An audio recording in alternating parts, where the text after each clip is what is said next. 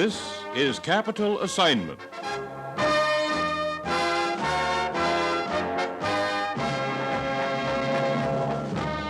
From Washington, D.C., news capital of the world, the news behind the headlines, events and opinions reported and interpreted by the station's team of veteran correspondents. Steve McCormick making the assignments from the Washington Bureau of Mutual News.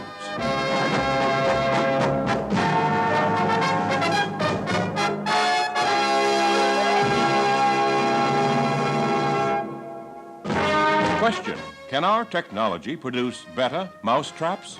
Reporter Doris Bell.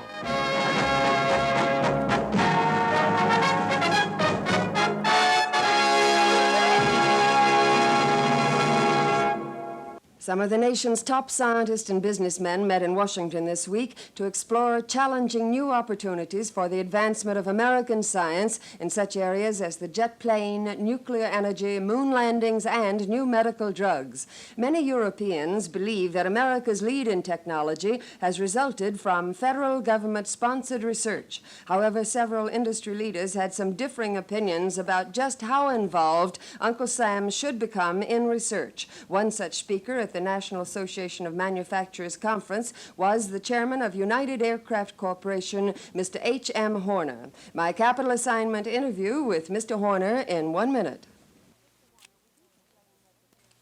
Mr. Horner, would you explain what the term breakthrough means to the scientists in such important, fast-developing fields as aviation, medicine, or nuclear energy? Well, I'll tell you. Breakthrough is a word which is my pet hate.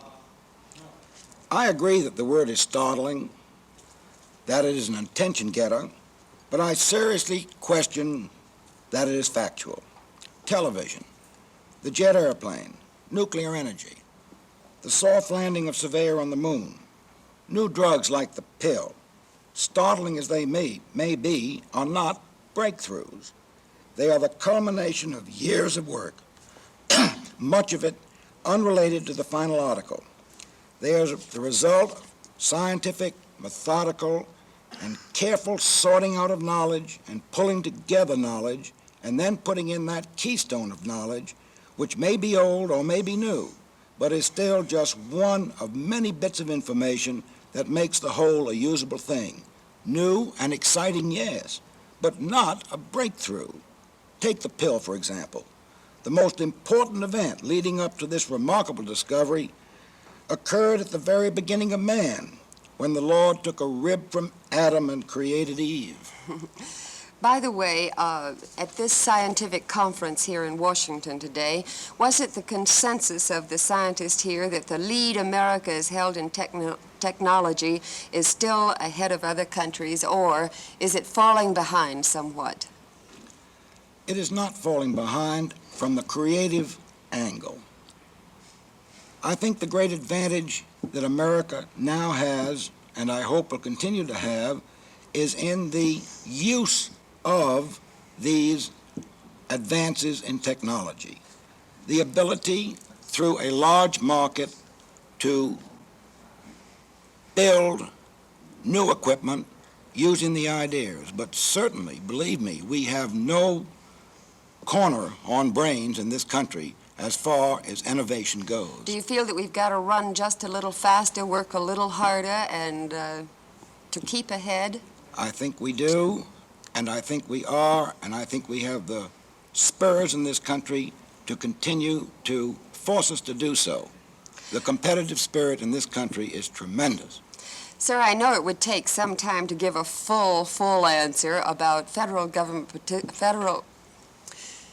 Sir, I know it would take quite some time to truly give your full answer about how you feel about federal government participation in research and development for scientific efforts, but could you just briefly summarize how you do feel about it?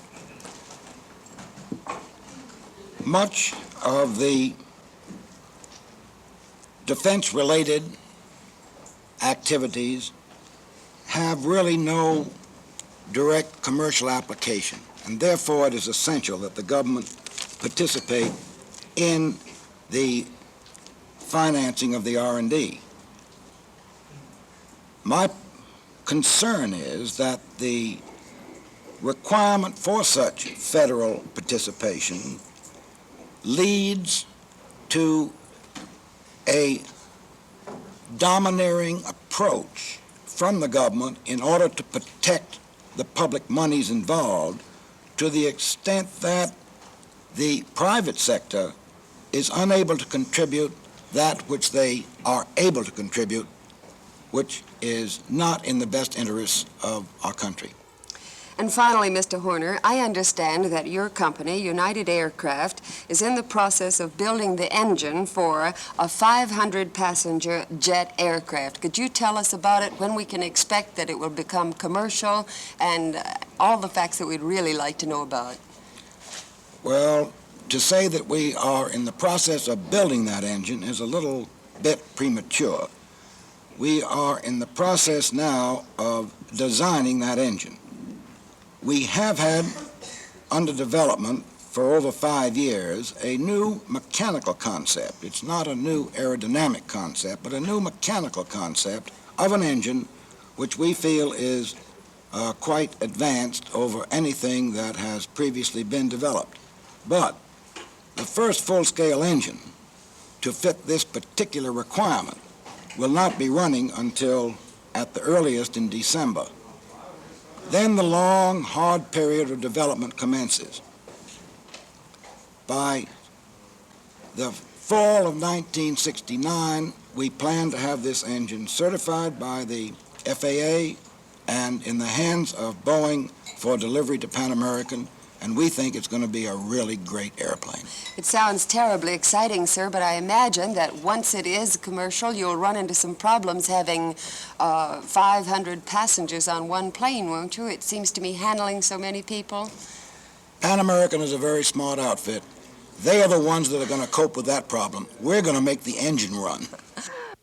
Thank you, Mr. Horner. We've been talking with the chairman of United Aircraft Corporation, Mr. H.M. Horner. My capital assignment will continue in 1 minute.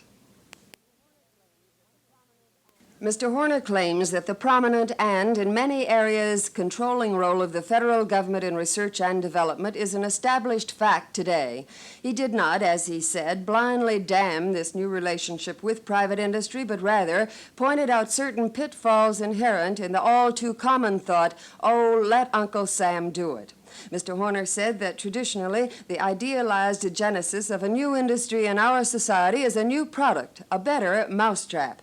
This has been the Western pattern since Darb, Arkwright, and Watt contributed their inspiration and initiative to give us low-cost steel, low-cost cotton cloth, and the steam engine. In less than 100 years, he pointed out, these men and their contemporaries launched an industrial revolution which remade the Western world and which seriously challenges our smug claim of today to a technological revolution. He claimed this world leadership was developed under a philosophy of free enterprise and profit-motivated initiative.